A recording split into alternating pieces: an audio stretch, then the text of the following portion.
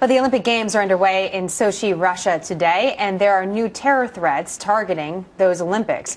The U.S. warning airlines of potential bomb-making materials smuggled inside toothpaste tubes or cosmetic containers. Joining us now, Tom Blank, a former TSA deputy director. Tom, nice to have you back on the program.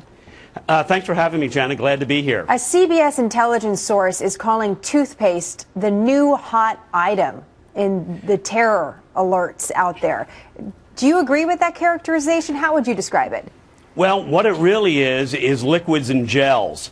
For some time, nearly 10 years actually, the TSA and U.S. intelligence have known that the terrorists have been experimenting with turning explosive materials into gel-like and liquid sorts of materials. Toothpaste is but an example on a tube, is a convenient carrying mechanism for such explosive materials. That's why you can't carry more than 3 ounces onto an American airliner. And that's why you've seen the EU take certain steps to prevent that kind of material from getting into the cabin of airplanes. The problem is the Russians are not nearly as careful as the EU and the U.S.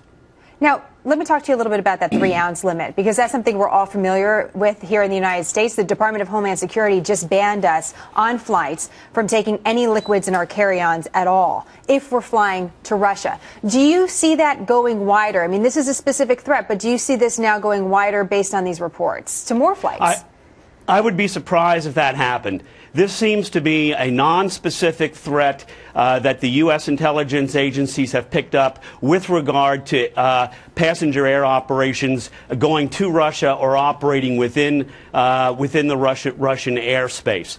So I think the real issue is that those aircraft coming in from abroad, particularly Russian or non-U.S. flag carriers, what's going to happen is the U.S. authorities don't know where they've been. They don't know the security status of the airports where they've come from and that sort of thing. So they're taking extra steps, which is a wise thing to do with regard to those aircraft and those flights outbound. Tom, if there's warnings about carrying these liquids or gels onto a flight in our carry-ons, why is it okay that we can check these items in our luggage? Did we lose Tom? Oh, there we go. Sorry, Tom, we had a little camera issue right there, but I think you're back with us. Go ahead. Well, all luggage outbound from the U.S., from a U.S. point of embarkation, is going to be checked by advanced X-ray images, so there's a very high chance that the TSA is going to find any explosive threats.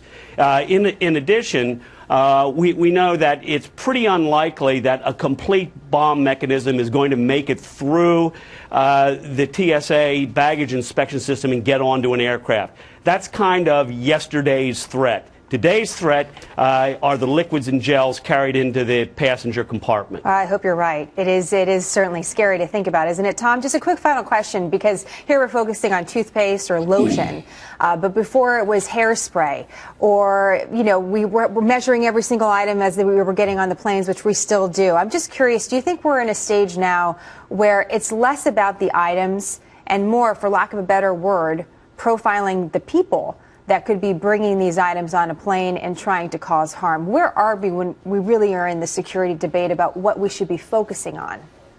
Well, I think we're making great progress in terms of trying to do risk assessments on individual passengers, individual air passengers, without having to resort to profiling. In other words, when you make an airline reservation today, you give your Social Security number, your full name, and your date of birth. That allows a lot of risk assessment to be done on you as an individual by virtue of background.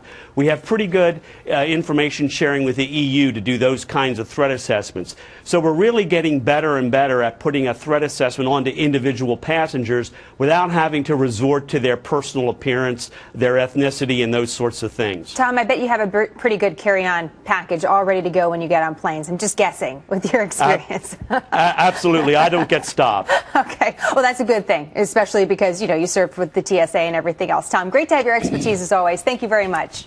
Thanks for having me.